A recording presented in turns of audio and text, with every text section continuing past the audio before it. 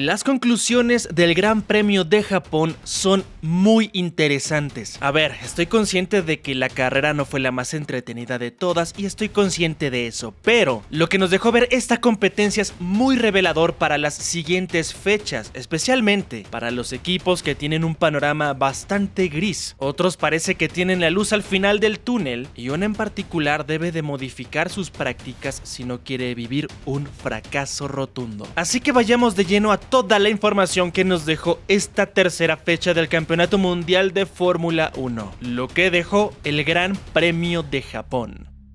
Comenzaré hablando del equipo que prometía mucho. Llegó con bombo y platillo Lewis Hamilton, el 7 veces campeón del mundo, teniendo en este momento la dupla más fuerte de la parrilla. Después de que en 2024 solucionaron sus problemas de ritmo de carrera y que además encontraron el equilibrio en tandas cortas, era muy prometedor este 2025 para los italianos. Pero Ferrari ha sido una completa decepción mecánica y aerodinámicamente hablando. En la primera competencia en Australia se fueron con un octavo y 10º puesto, sumamente lejos de lo que se esperaba de ellos. Gran parte es responsabilidad de la mala estrategia que ejecutaron. Inicio complicado, pero parecía que podían llegar a corregir el rumbo en la segunda jornada en China. No pudieron comenzar de una mejor manera, con Lewis Hamilton llevándose la victoria en la primera sprint del año. Desgraciadamente para ellos terminó de la peor manera, con 0 unidades en ese fin de semana después de la descalificación. Errores del equipo en este caso, porque no cumplieron con algunas normas de la FIA. Y ahora en Japón vimos un resultado positivo para Leclerc, un 4º puesto, 12 puntos para el monegasco, aunque Hamilton sigue sufriendo con el ritmo de carrera. El británico culmina 7º y se lleva 6 unidades. El problema aquí es que el monoplaza ya mostró que este es su nivel real, por lo menos hasta que lleguen las mejoras, pero se pensaba que podían llegar a encontrar algo más de rendimiento, que los problemas llegaban por no encontrar esta ventana de funcionamiento en la puesta a punto, la configuración del auto, y esto al final del día fue falso. Después de 3 rondas, la gran esperanza de Fred Vasseur y compañía es que por fin encuentren algo de eficiencia en la evolución. Esta base en el SF25 es decepcionante. Llegan a tener ciertas peleas directas en contra del W16 de Mercedes, aunque seamos honestos, la apuesta era ser el contrapeso de McLaren. A la evidencia me remito, veamos las declaraciones de Leclerc comentando que no pelear por el campeonato de constructores sería una completa decepción, un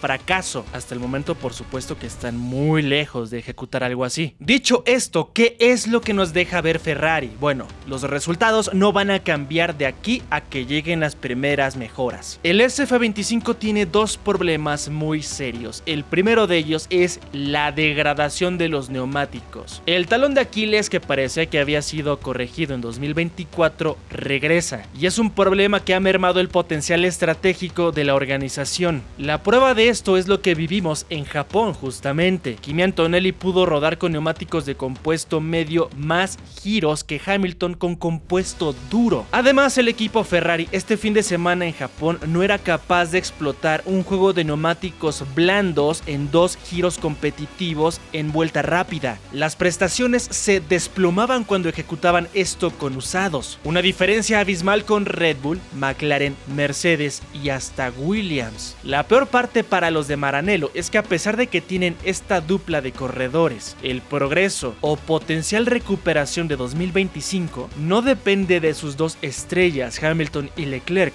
que es la parte más frustrante para ellos, porque el segundo problema que tienen es ese bajo ritmo de carrera. La prueba más clara de esto fue ver cómo el RB21 adelantaba en China a los 2 SF25. Por supuesto que no fue coincidencia que ocurrió en la parte final del stint. Se junta su bajo ritmo y el alto desgaste de los neumáticos. En esta situación, todo está en las manos de Loic Serra, el nuevo director técnico del equipo italiano. Anteriormente, él trabajó para Mercedes desde 2010. Apenas el año pasado se incorporó al equipo del Cavallino Rampante, y esta campaña campaña será la primera en donde tendrá gestión desde el comienzo de la temporada. La presión es enorme para el francés. Está obligado a ser eficiente al 200%. La diferencia que tienen con el W16, el RB21 y el MSL39 orilla a Serra a materializar un recorte gigantesco desde sus primeras entregas de componentes nuevos. En este instante están en la persecución, remando contra corriente. La prioridad para ellos evidentemente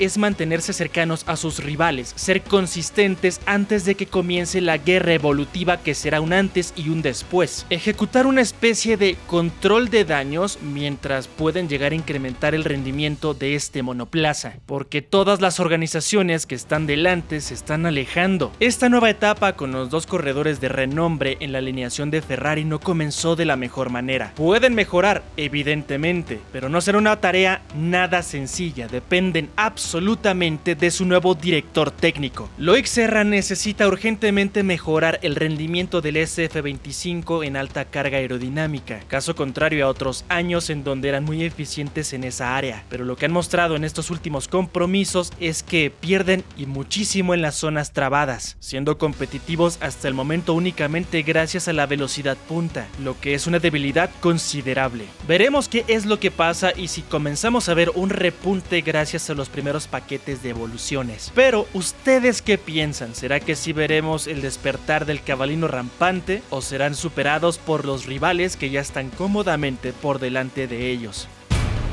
Mercedes de hecho es el caso contrario. Este año tienen a un novato que despertaba muchas dudas, pero conforme han pasado las jornadas ha demostrado que está a la altura de las exigencias este joven corredor Kimi Antonelli. El italiano de apenas 18 años ha tenido una adaptación más que positiva. En este momento Mercedes es el segundo sembrado en el campeonato de constructores. Todo esto es gracias a no cometer errores, y hablo de sus dos pilotos. El hombre de experiencia de esta organización se las ha arreglado para llevarse 2 podios de las 3 fechas que acaban de pasar. George Russell lo hizo en contra de todo pronóstico y en este momento parece ser que es el equipo que podría llegar a complicar las cosas a McLaren. Una vez más dependerá de las evoluciones, pero James Allison ha sido altamente efectivo. El director técnico de Mercedes anteriormente ya ha podido incrementar el rendimiento de sus autos desde que fue restituido. Desde que Allison regresó a su antiguo puesto, esta es la base más fuerte con la que ha comenzado. Evidentemente no han podido atacar como tal a los MSL39. El nivel actual de su auto no da para poder ejecutar algo así, pero si James cumple con las expectativas, esto podría llegar más pronto de lo que podemos pensar. Los de Wolff tienen 2 elementos que no comparten las organizaciones que se están enfrentando directamente por luchar en la cima. Red Bull solamente tiene un solo brazo porque el auto está perfilado completamente a Max. Ferrari no cuenta con un auto lo suficientemente competitivo para estar en la lucha. McLaren está por supuesto delante en estas 2 áreas. Tienen el mejor auto de toda la parrilla y 2 pilotos que son algo consistentes, confiables por llamarlo de alguna manera, aunque ya estaremos hablando de esto más adelante. Por esta razón, quienes son un potencial peligro son George Russell y Kimi Antonelli, y es que sin hacer demasiado ruido se han llevado una tercera posición y cuarta en Australia, por ejemplo, tercero y sexto en China y por supuesto esta quinta y sexta de Japón. Han maximizado sus alcances en cada fecha y sin tanto escaparate mediático podrían meterse en la pelea si es que sus evoluciones cumplen con lo esperado. La velocidad punta del W16 es de alguna manera la debilidad porque no son tan fuertes como sus rivales, pero la tracción que tiene ese auto es impresionante. Su desempeño en salida de curvas es lo que compensa su déficit cuando hablamos de la velocidad máxima, por lo que no están del todo indefensos cuando se trata de pelear. Así que veremos qué es lo que nos entrega Wolff, un hombre de bastante experiencia cuando se trata de pelear por títulos y que podría llegar a ser esa piedra en el zapato para Zak Brown y Andrea Stella. ¿Ustedes qué piensan? ¿Será que una vez más Mercedes estará en la lucha por los títulos o se quedarán cortos? Déjamelo saber en la parte de los comentarios. Lo de McLaren este fin de semana solamente demuestra una cosa: les falta muchísimo para llegar a la mentalidad necesaria de ser contendientes por el título de pilotos y constructores. Han cumplido en el área técnica, tienen el auto más fuerte de toda la parrilla, el MSL39 es un misil. El problema es que tanto Piastri como Norris llegan a cometer errores en momentos clave. Las pruebas de estos son muy reveladoras. Por ejemplo, en Australia clasificaron 1-2, pero como recordamos, en medio del Gran Premio llegaron a tener ese error garrafal. Norris quedó por delante de Verstappen de puro milagro y Piastri se perdió ese podio que tenía prácticamente asegurado. En China, en la sprint, Hamilton le quitó la victoria a un Piastri que evidentemente tenía un auto superior, pero no supo gestionarlo. Para la quali del Gran Premio de China, Norris cometió otro error que le costó la posición de clasificación y fue superado por su compañero Piastri. Y hasta el momento su mejor saldo ha sido ese fin de semana con Piastri primero y Lando segundo. Lo que nos lleva a Japón. Max Verstappen fue capaz de quitarles la pole position a los dos pilotos con un auto mucho más lento, y esto se debe principalmente a los pequeños errores que llegan a cometer. El primer momento clave fue cuando Norris perdió una vez más el duelo en la arrancada en contra de Verstappen, y durante todo el desarrollo no logró igualar su ritmo de carrera. Ahí el neerlandés se llevaba de 1.5 a 2 segundos la distancia contra el MSL39, defendiendo a la perfección en los tres sectores. Esta era la gran prueba para Lando, demostrar que podía estar a la altura de las exigencias. Falló estrepitosamente, pero no solamente se queda ahí. McLaren tuvo cierta oportunidad también. Piastri tenía más ritmo que su compañero de equipo, y en lugar de dar la oportunidad a uno de sus pilotos para encarar a Verstappen, tratar de ganarle la posición, en un movimiento que pudo haber servido también para jugar a favor del mismo Norris, limitar las unidades que pudo haber ganado Max, con un Piastri ganando la competencia. Y si no funcionaba y no tenía el ritmo suficiente, simplemente cambiar posiciones una vez más. Algo tan sencillo como eso. Pero Zak Brown y Andrea Stella no entienden que para ser campeón se necesita cierta mentalidad. Esta postura absurda de querer trascender siendo una buena persona entre comillas es totalmente ridícula, y lo único que está haciendo es limitar los alcances de la organización completa, no los lleva a su máximo potencial. Los antecedentes son muy claros en este sentido. Jamás ha habido un piloto o un jefe de equipo que, siendo tibio en las decisiones, pudiera trascender. Senna,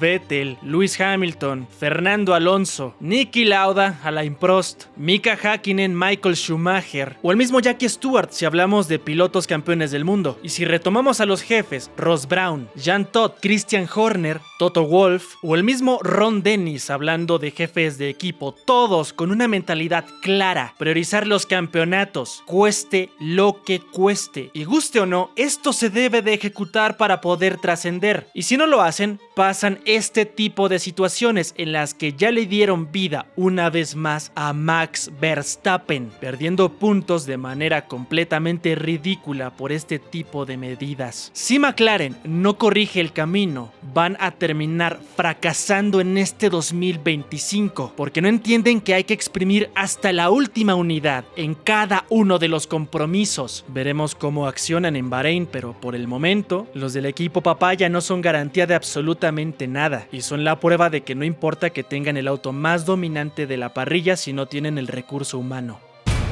Hablemos del equipo de polémica por excelencia, Red Bull Racing. Este fin de semana se llevó una victoria que nadie imaginaba. Max Verstappen sorprendió a todos llevándose una pole position que pudo traducir en una victoria muy valiosa para sus aspiraciones de defender su título y poder conseguir esa quinta corona. Claro, se pueden decir muchas cosas de los austriacos con todo lo que pasó con Lawson, el tema del segundo asiento y las herramientas que le dan al otro corredor que no es Max, y mil y un factores sobre esta situación. Pero es que hay que colocar en balance una cosa, y es que el decir que ya no cuentan con Adrian Newey es algo muy sensible. No tener al genio aerodinámico limita muchísimo sus alcances técnicos. Una base tan débil los obliga a priorizar el estilo de uno solo de ellos sin capacidad para balancearlo, algo que sí llegaron a ejecutar en algunos momentos con Adrian. Lastimosamente para el ahora piloto de Red Bull Racing, Yuki Tsunoda, Tsunoda, esto ya no es una opción. Lo ha dicho el mismo Christian Horner, ahora el japonés está ahí para apoyar al neerlandés, solamente eso, quedar lo más cercano posible. ¿Esto es criticable? Por supuesto que sí, pero es una medida que le ha funcionado hasta el momento al equipo de la bebida energética. El año pasado consiguieron el título de pilotos y ahora están a solamente una unidad de Norris, por lo que pueden llegar a cuestionar sus métodos pero no los resultados. El nivel de pilotaje del actual monarca es muy alto y para muestra de ello tenemos el resultado de este fin de semana. Si el equipo de Red Bull consigue mantener con esta diferencia el RB21 del MSL39, podrían estar peleando consistentemente por victorias. ¿Una meta complicada? Por supuesto que sí, porque Pierre Gasly tampoco es garantía de evolución, pero ya no necesitan tener el auto más dominante. Por esta razón, si pensábamos que estaba difícil el panorama para el segundo asiento, ahora incrementará mucho más la dificultad, porque le darán todo lo que necesita a Max para mantenerse ahí, en la pelea, y así quitar el riesgo de que active la cláusula de rendimiento que lo libere de los austriacos. Y vuelvo a decirlo, tal vez la manera en la que lo están haciendo no es la mejor, y evidentemente están sacrificando el campeonato de constructores, pero hasta el momento les ha funcionado y están ahí en la pelea. Los de Horner son ahora una amenaza latente para los de McLaren. No en el campeonato de constructores, eso es evidente, pero sí en el de pilotos, porque van a hacer todo lo que esté en sus manos para consagrar una vez más a Verstappen campeón del mundo.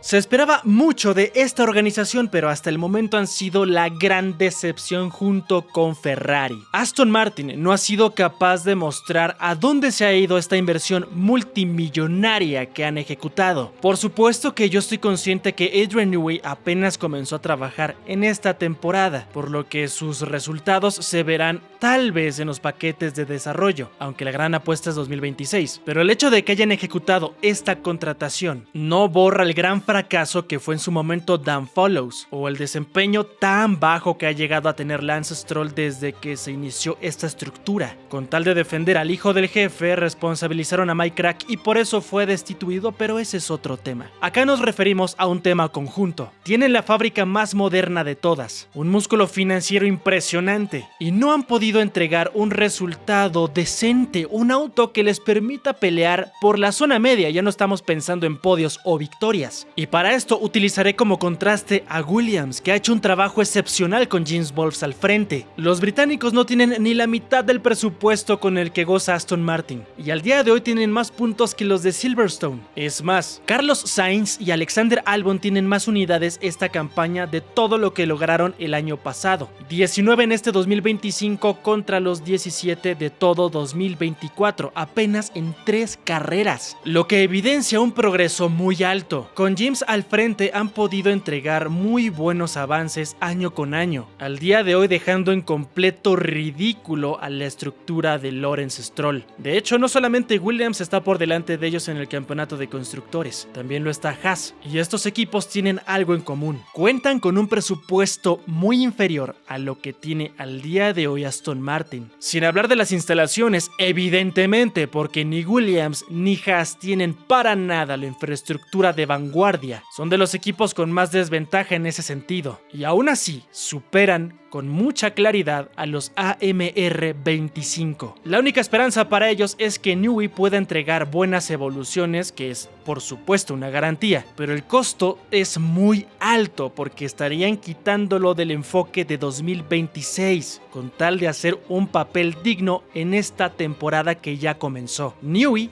llega como el salvavidas y dependerán única y exclusivamente de lo que él pueda entregar en sus diseños y por supuesto lo que lo explote Fernando Alonso. Lance ha respondido en este 2025 y ojalá se mantenga con ese nivel, pero tampoco podemos negar que gran parte del fracaso de 2024 y 2023 en los campeonatos de constructores han sido responsabilidad del canadiense. Claro, siempre se necesita tiempo para poder crear un proyecto ganador, años de desarrollo, pero cuando se hacen las cosas bien, pasa lo que estamos viendo con Williams. Pero cuando los elementos no se alinean, porque además de todo protegen a los culpables, sucede lo que estamos viendo con Aston Martin. La gran pregunta es si esto podrá cambiar en el futuro con Newey y Honda del lado de los británicos, y la respuesta es muy sencilla: no, mientras sigan eligiendo como cabecilla del proyecto a Lance Stroll.